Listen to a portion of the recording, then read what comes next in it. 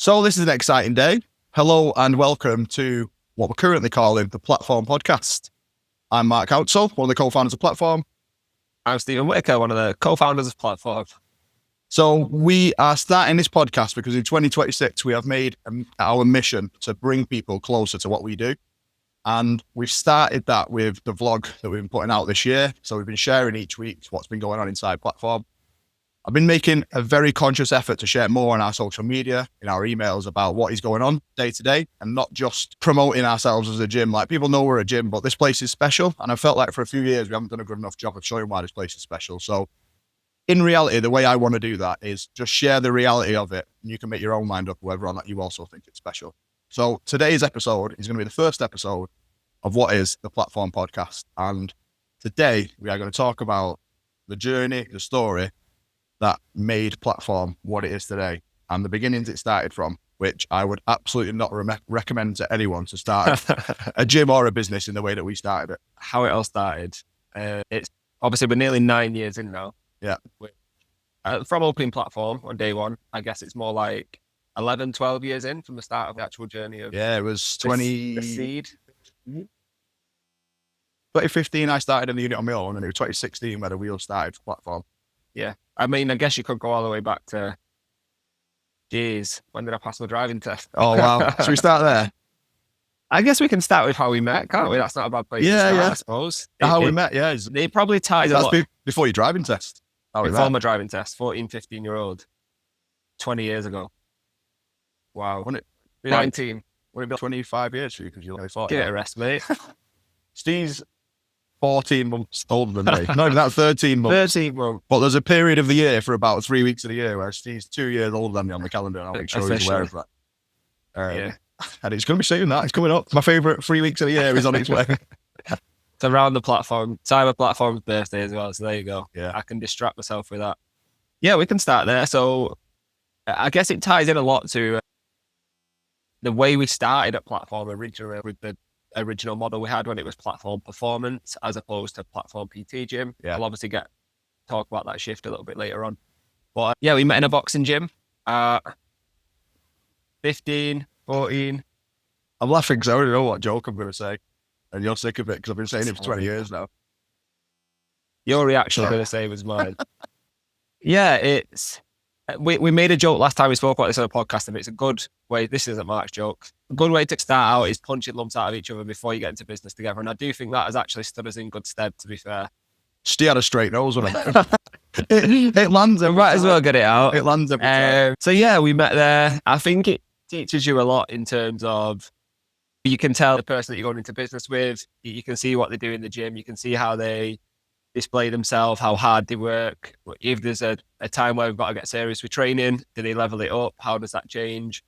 Are they a good person to be around? And I think that friendship, when it's built on that ethos of a boxing gym to go into business, is probably a good start. I think the thing with that, though, all those points, as true as they are, we didn't know at the time going into business together that they're the reasons why we should.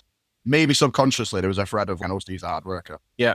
But we didn't go into business together because we knew those things about each other. I think it's looking back years later, a bit of a wiser mind. We're older, we've experienced more things.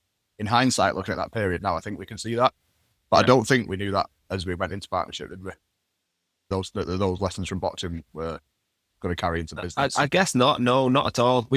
I think we've spoke about this again previously, where we was either insanely naive, confident. Obviously, when you're 24, 25 as well, there's a lot less risk involved in throwing yourself into a business, which was probably at that stage of what's the worst that can happen in 12 months? I go back to doing my job if it doesn't work out. I think there's just an air of invincibility at that age, isn't there? You can't fail and you can't be beat, which, to be fair, is probably a healthy mindset to have at any age.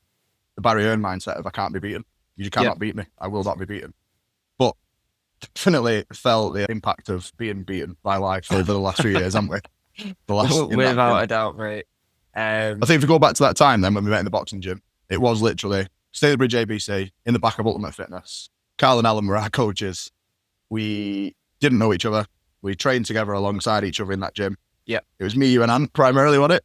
Yeah. Jordan McCluskey. Yeah. There's 4 or 5 consistent lads that box there, weren't they? Yeah. And then Dangerous Damo. Dangerous Damo, yeah. Fun fact as well there, we had Michael Gomez professional boxer. Yeah. Did he hold the world title when he beat Alex Arthur? Was that for the world title? He was in and around that level. European He was. world. I think he boxed for world honours. I'm sure that was for a British. That was a British title fight. Could have. It was, wasn't it? Yeah.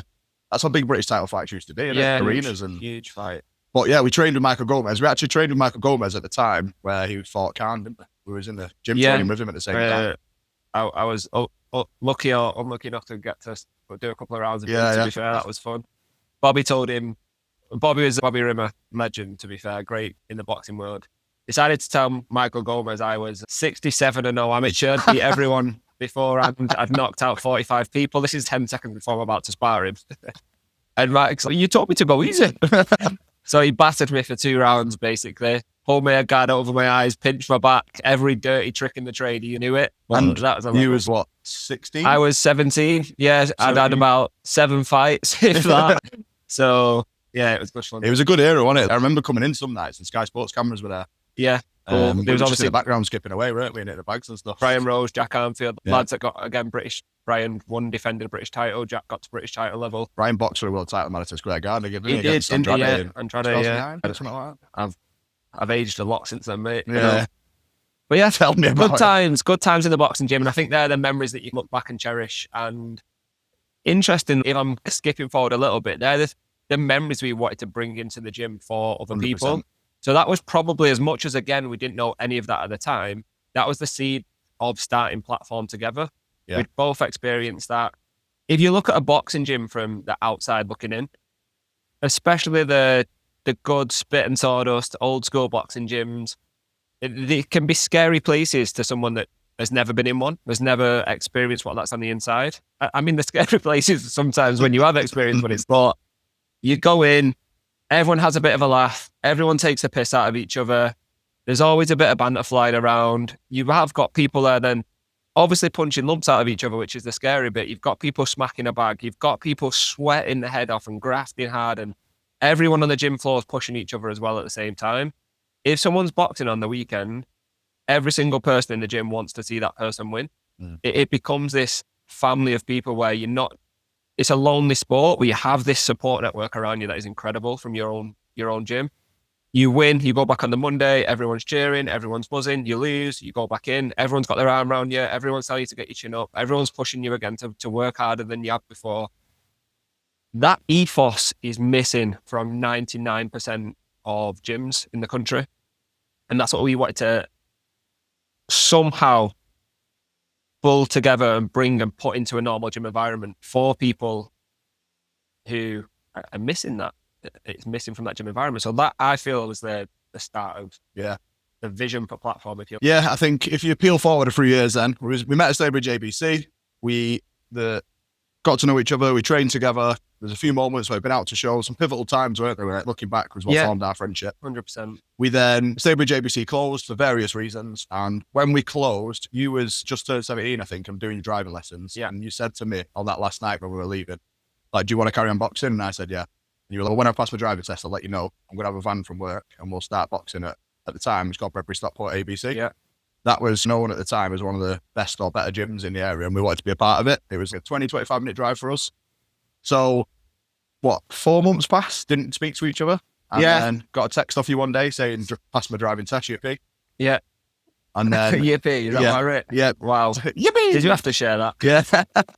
You always talk like that. I rang you up or text you back and said, why did you say yippee? No, I text you back and said, does this mean we're getting into boxing? You was like, yeah, and I'm pretty sure you sent me that message on Thursday. Monday, we were at the gym.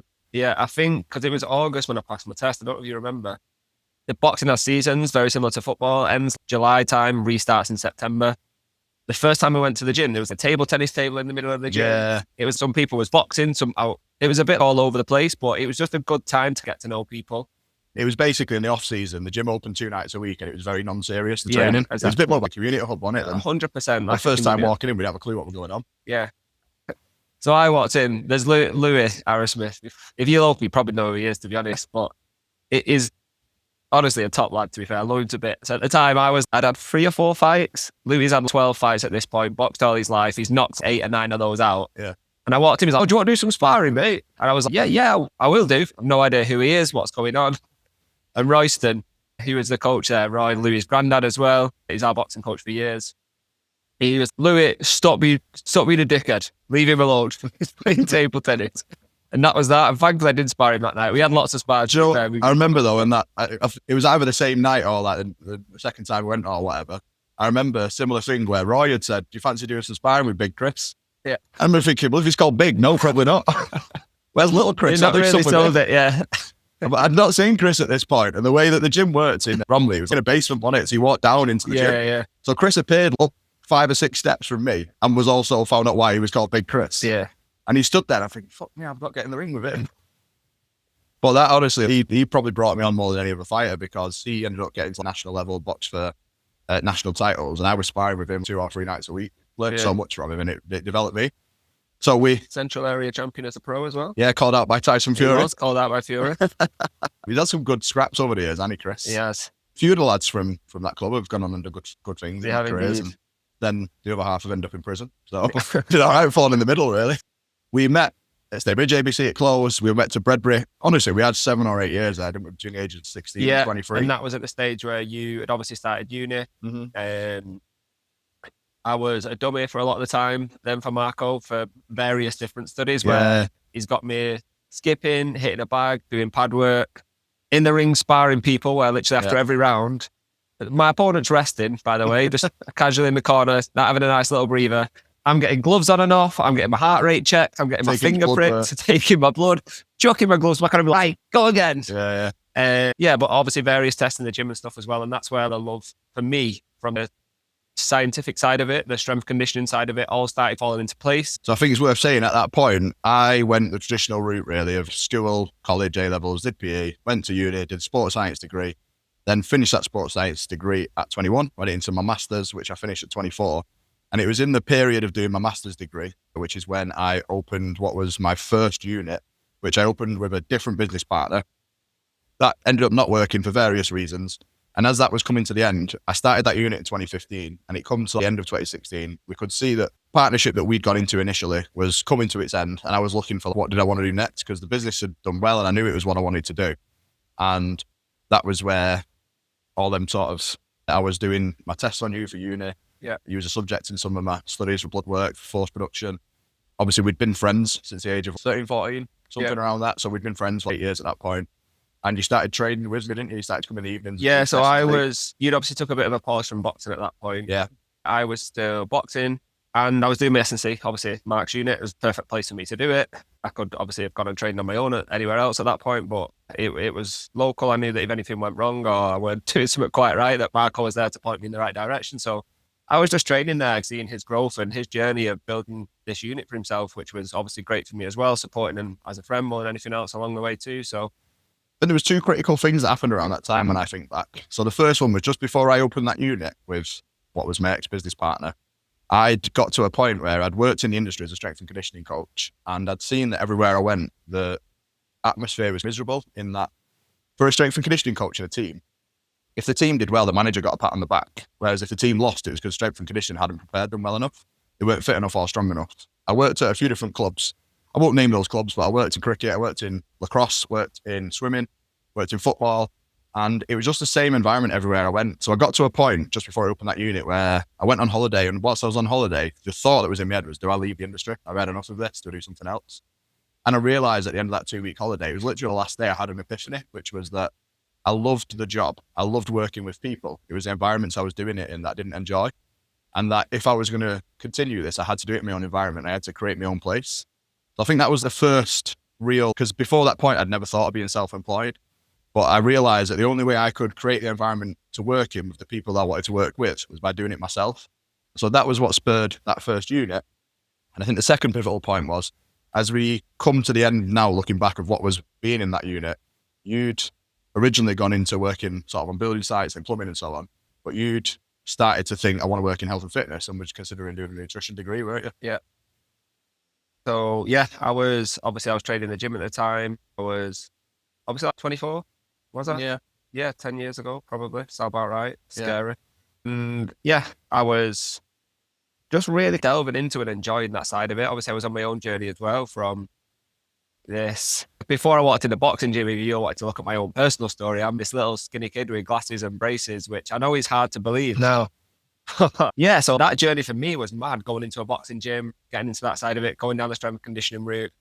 And yeah, it gave me so much in life at that point. I'd gone into, Marco said, the plumbing and heating industry. My whole family's in that industry. My dad, my granddad, I guess I'm the black sheep in that, that way feel. My brothers. So it just felt I just wanted to do something different. And that was my way of doing it. Through something that I loved at the time, which I think everyone generally, I love doing this. I'm going to do it as a business, and that obviously can change it a lot. But I just knew that was a route I wanted to take. I knew Marco was really heavy on the scientific side of the strength conditioning, the on the gym floor side of things. And yeah, nutrition side was probably the area where I had less knowledge than anywhere else. And I just really wanted to push down that route. So that followed from there. It's an area that I didn't fully understand or barely scratch the surface of looking back. Yeah. So it made sense to complement each other, didn't it? But yeah, I think it was at that point then. So I'd been running that unit for about 13, 15 months. We decided to go into partnership together. We knew that that first unit was coming to an end. I knew that I wanted to carry on. You knew that you wanted to come into the industry. It was funny because it was just finishing late night. Me and you were chatting. I'm glad you're telling this story. Yeah, I wanted to go back to that. So we were just, it was end of the night. Everyone had gone. Just me and Steve were left. I was just closing up. We were chatting and I was just ranting about something. And I said, you don't fancy running a gym, do you? And you were just like, laughed it off. And then it was literally 2 weeks later, exact same scenario. I'm not even sure it was that long. Yeah. Like maybe the next week or whatever. Yeah, probably the week after. Again, same scenario. Everyone had left. Me and Steve were chatting. I was closing up. I was ranting about something else. And I said, you don't fancy running a gym, do you? And then this time you paused and went, I've been thinking about it actually. And yeah, I do. And literally it was just, right, say no more. Let's hold that motivation while you've got it and let's do it. Yeah. And literally that was it, wasn't it? That was it. He was like, how do you want to play it? I was like, I'll just come and shadow you for a little bit and we'll start there. And that was it, mate. You've just unlocked a memory there. I still remember the first session you ran. The boxing session. Yeah, and you were just stood with the stopwatch at the board. Okay, everyone go. So stiff. Yeah, mad. If you took a video of that now and showed what you're in the gym now. Crazy. Yeah, but again, it's experience. You all have to start somewhere, guys. Yeah. But yeah, that was it. It was, I'd come in the next day. I don't think I did any coaching for a week or so, just seeing how Mark run things, see what went on. He's like, I run a boxing session. I was like, yeah, of course I will. Never thought for 1 minute that would ever be an issue for me, by the way. Turns out it was. You obviously just thrown in the deep end a little bit. These people are paying money to be there. Then all of a sudden I'm coaching them. Never done it before in my life. But yeah, it was mad. And that's kind of how it literally started with that conversation. That was in the September. Yeah, coach for a couple of months. We started looking at units ourselves. And then we knew we need to move. We knew we needed to move because obviously the lease was with someone else. It wasn't going to work the way it was. We wanted somewhere slightly different as well. It was, I guess, had more growth opportunity, I suppose, because we were as naive idiots, we've already mentioned. And well, it's worked out all right. And then, yeah, from New Year's Eve, actually. Yeah, it felt like it was written in the stars that we found this place on New Year's Eve of 2016. New Year's Eve 2016 was the first time we come and looked at it. If anyone with a sane mind come and looked at it with us, they'd have told us we were idiots. We literally walked into an abandoned building that was derelict. Everything about the building was broken in some way. You're talking the major utilities, the windows, the ceilings, the floors. Every part of it in some way was broken. Yeah. And we walked in and went, this would make a fucking billion gym. There was a market seller as well that had it. So there's literally this big, literally 4-foot disco balls on the floor. There's electric quad bikes. There's just crap, bits of crap everywhere. There was no water in the building. There was one little electric box with like 1 or 2 sockets hanging off the wall next to it. That's where the both halves starting out in a trade worked out all right, to be fair. We had no budget, no money. We thought it was this incredible idea. We got the keys. In fact, we got the keys mid-January and the landlord was still clearing a few bits out. Do you know what I remember? We actually got the keys on Friday the 13th, but the landlord was suspicious. Didn't want to put Friday the 13th on the lease, so he wrote Monday the 16th. Yeah, that's right. Yeah, 100%. That's right, mate. I remember. He didn't want any of his leases having 13th on. He's got hundreds of houses everywhere, so that must have happened before. So yeah, we signed it on, well, if you look at the paperwork, the 16th, I'm pretty sure it was the Friday. We just got to work. Lit for 3 months, solid, near enough. We opened on the 8th of April. We're still doing a bit of coaching in the old unit before it closed. We were both still working full-time jobs to actually earn a living through the day. Yeah. This is the bit we don't recommend to anyone, by the way. Yeah. FYI. So yeah, we're doing 8-9 hours at work, traveling there and back on a site somewhere. We was getting home at 4 or 5 o'clock. We was opening the gym at 5 or 6, depending what evening it was. We was running till 10 p.m. at night. The other days where we wasn't in the gym, because obviously when Mark originally opened that, he was with a business partner.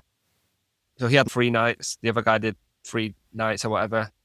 We was in platform, we was ripping it out. We was painting, we was putting plasterboards up, we was running pipes around, we was doing the electrics.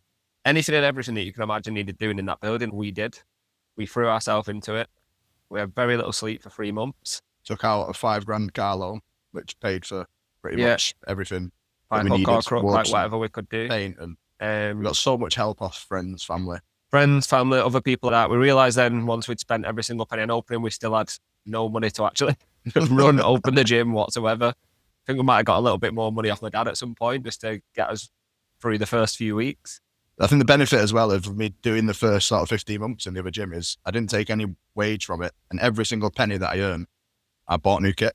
So by the time we came to opening platform, I had pretty much a gym's worth of kit, but it was threadbare on it. We had enough to run sessions, but it was not. Yeah, it was secondhand kit. It was mismatch. It was 3 completely different racks, different plates here and there, different bars, punch bags that was all odd.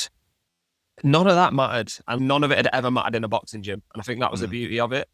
But we was there with as much enthusiasm as we could muster after 3 months of working 60-hour days. You say that, we didn't then turn up to coach after work. Yeah, 100%. So we then, when we opened platform, we worked, basically both of us worked from 6, 7, 8 a.m. until 5 p.m. Then we did 6 while 9, didn't we? 6 while 10? 6 while 10. It was 6 while 10, wasn't it? So we only opened evenings, 9 while 10. 9 while 4 on a Saturday, 9 while 2 on a Sunday or something. Something like that, yeah. So it was only evening, 6 till 10, and then 9, 4, 9, 2. But we had to open longer on a weekend because we couldn't offer it in the week. And thinking back now, it's insane to think that we managed to start this only with evenings. Yeah. That people were happy to go with that. And I think that showed the culture of what we'd created, the care that we've put into the support and the service, because that people were willing to come in an evening and get it then. So we did that for 12 months, didn't we? And the plan was always build the business big enough that we could do it full time. The problem was none of us had a fucking clue how to grow a business or run a business. Yeah. Just looking back, the reason it worked is because we were good at what we did and that we cared. And it literally was as simple as that. Yeah. We cared about every person who came through the door. We cared that they were attending. We cared that they got results. We cared probably more than anything. We cared that they had a good time while they were there. Our ethos has always been that the hour you spend in platform needs to be the best hour you have that day. Doesn't matter whatever else you've done. We want that hour you spend with us to be the best hour. And that isn't just the exercise, is it? That's the conversations you have, the people you speak to, the cup of tea that you have before you start. It's the fact that when you walk in, someone's remembered that on that weekend you were going to a wedding and asked you how it was, or your kids were in a big football match and asked how they got on. And that's what matters. The training can come secondary to the fact that people feel comfortable. And I think that's what we found in boxing gyms, didn't it? And that was what the ethos that we supplied. I think in a boxing gym, it is a strange thing to say about an individual sport, but it's some of the best teams I've ever been a part of. And I think that's the point inside platform, that you're an individual here, but this will hopefully be the best team that you're a part of, even though you're an individual person walking in not knowing anyone. I think that's the bit that we wanted to take from boxing gyms, isn't it? 100%, mate. And if you look at the events that we run on a yearly basis, some of them should be legal, some of them back in the day. Oh, the ones back in the day, I'm not going to get into them now. Jeez. But even now, in terms of the things that we put on, when people first join platform, the thought of them doing deadly dozens, the thought of them going running a 10K, the thought of them competing in a competition within a gym environment is just, it's not even a thought process that's ever crossed their mind, let alone them thinking that I could do that, I could actually take part in that, I could win that event.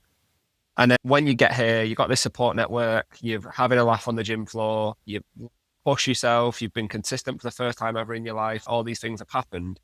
And then you've got these other people that are, joining this event, come and do this with us and push yourself here. And obviously you then become that person that encourages the next person along to come and the next person along. And in a boxing gym, that experience for me was, like I said at the start, I was this skinny little kid that walked into a boxing gym. I never really envisioned myself as someone that would ever have a competitive fight. I mean, I had almost 50.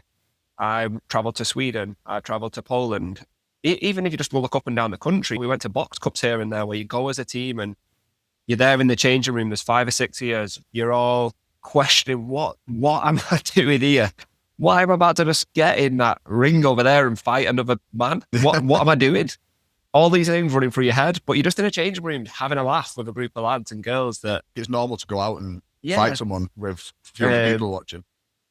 And then, yeah, you'll punch lumps out of each other in the gym and push each other and challenge each other and then have a laugh and cuddle each other about it afterwards. Yeah. Nuts.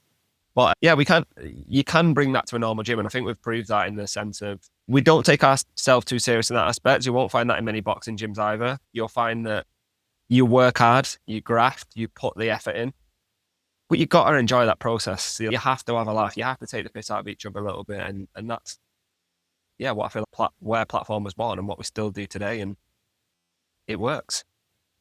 I think that ends it, mate, for me. So at that point is where essentially the doors opened, didn't it? And that's 2017, early years of Platform, sort of that first few months of opening. That was where we got to. Yeah. Episode number 2 of the Platform podcast, we are going to get into what has transpired in the last 9 years. There's been a lot happen, both ups, both downs. We've had some real challenges. We've had some amazing highs. And we've got some incredible ideas for what we're going to do in 2026. So thank you very much for spending your last half hour or so listening to me and Steve talk about our journey so far and the Platform story. Tune back in for episode number 2. We're going to speak more about what we've done since 2017 until 2026. Yeah. And then our plans for the next few years. We may even touch on some of those parties in the early days, but you'll have to tune in to see. Thank you very much. Goodbye. Thank you.